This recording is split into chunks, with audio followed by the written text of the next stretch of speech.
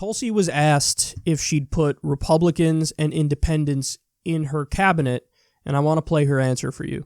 Also, Congresswoman, you talk so much about reaching across the aisle. It's a crucial part of your stump speech. Yes. Wondering if you would consider or even commit to including Republicans or independents into the Gabbard administration cabinet. I would make that commitment. The first and foremost qualification for those that I would select for service in my cabinet and in my administration would be those who are committed to putting service to our country and the American people first.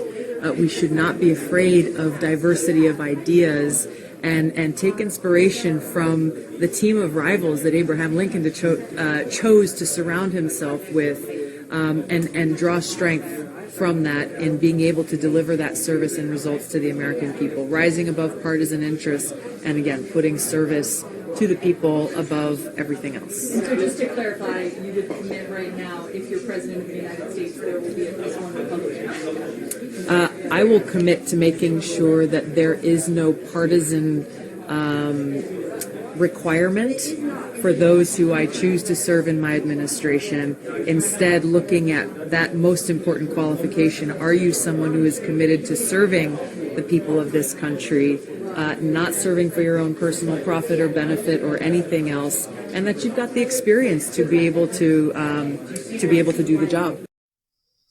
Yeah, so first of all, I don't really agree on the experience point because, again, that's a catch-22. You can be inexperienced but really good at the job.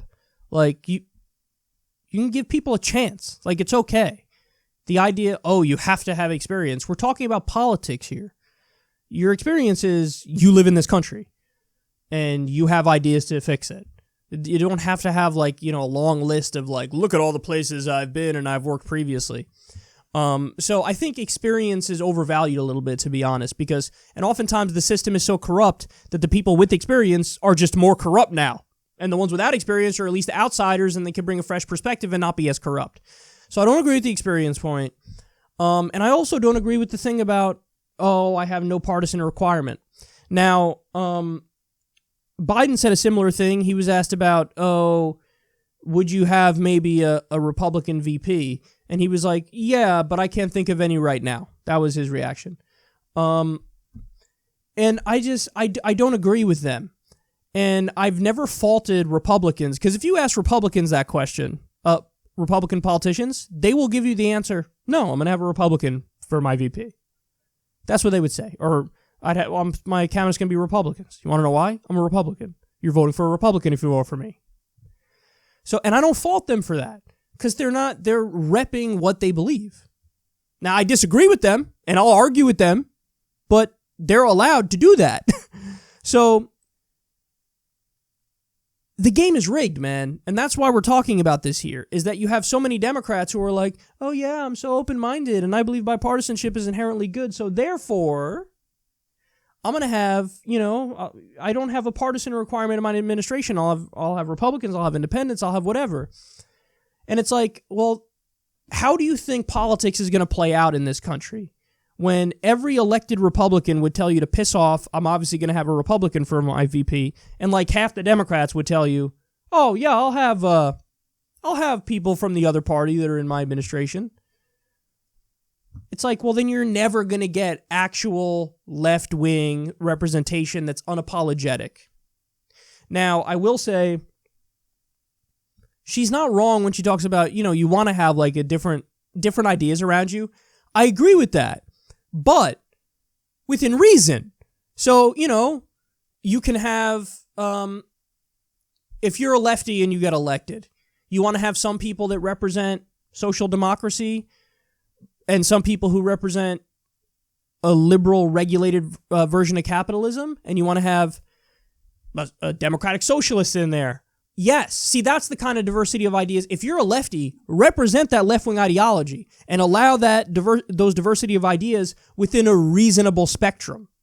So, for example, I'm not going to have people in my administration like Republicans who are defending the assassination of an Iranian general, an illegal assassination of an Iranian general based on no evidence whatsoever that there's an imminent threat. I'm not going to have people who are like, well, I'm anti-genocide. Well, I'm pro-genocide. Like, no. There are plenty of things that it's okay that they're non-negotiable. It's okay that they're not debatable. Medicare for all is not debatable. A living wage is not debatable. Ending the wars is not debatable. So, am I going to have a diversity of ideas where I have some people in there who are like, no, I think we shouldn't have universal health care?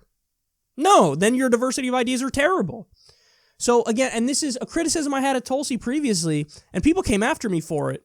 And it's like, well, where have you been if you don't think that this criticism I'm making is legitimate? She literally defended Ellen palling around with George W. Bush, the war criminal. And then they tried to, the media and Ellen was being dishonest. She was like, we should get along with people we disagree with. War crimes is not a disagreement. That's not a disagreement. Stop pretending like, snowflakes just can't agree to disagree. War crimes are not just a disagreement. It's dishonest to act as such. And Tulsi defended Ellen on that. And I was like, oh, well, that's upsetting. Because it's again, I'll repeat it. It's the fetishization. Again, that's a hard word to say. Of bipartisanship. Bipartisanship is not inherently good. Bipartisanship can be good if you're doing bipartisanship on things that make sense, or it could be terrible. Let me tell you something. Every time that Washington deregulated Wall Street, the bills were bipartisan. Bill Clinton signed the Gramm-Leach-Bliley, which was the repeal of Glass-Steagall. It's bipartisan. Welfare reform was bipartisan. Universally understood now to be terrible.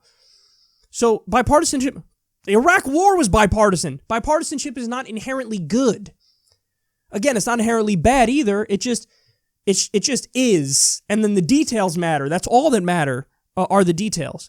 So maybe I'm being a little too hard on Tulsi here, and she's saying what I'm saying, which is like, yeah, I'll allow diversity of ideas, but it's within a reasonable spectrum. Like let's have a debate, a market socialist versus a democratic socialist versus, a social democrat. Maybe she's saying something like that, but really the sense I get is it's too much in favor of bipartisanship, too open-minded to the point where you're not anchored to anything. And like, that's the thing that I wish we had an unapologetic left that was like, hey, listen, I'm a leftist and I believe in it. And that's what my administration is going to be. And, if you vote for me, you're getting Medicare for all, you're getting free college, you're getting a living wage, you're ending the wars. This is what's happening. Now, we can have debates. There are areas, where everything's not black and white in the world. There are plenty of shades of gray. But I will have a diversity of ideas within a reasonable spectrum in my administration. And that's definitely not the sense I get from Biden. Whenever Biden does bipartisanship, it's I agree to do Republican ideas. And with Tulsi, she's obviously not nearly as bad as Joe Biden is. But I still don't like the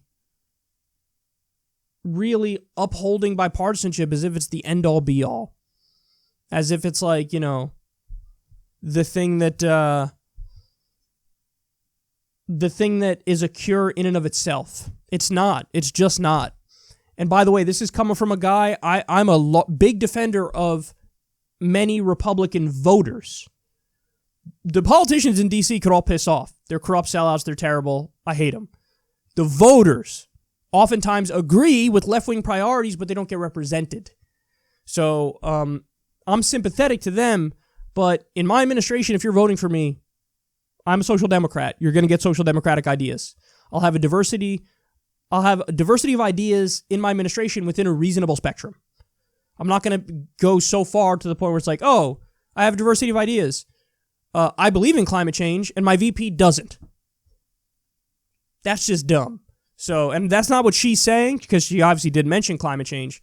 But suffice to say, I don't agree with, oh, I'm a Democrat, and sure, I'll have Republicans in my administration.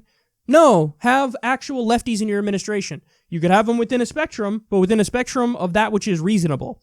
Shift that Overton window back to the left. Don't, concede and just go further and further right, because every Republican has a Republican VP and a Republican cabinet. So why should the Democrats have a bunch of Republicans in their cabinet? No. Rep your ideology. Believe in your ideology. Fight for your ideology. That makes a hell of a lot more sense to me than going about it this way.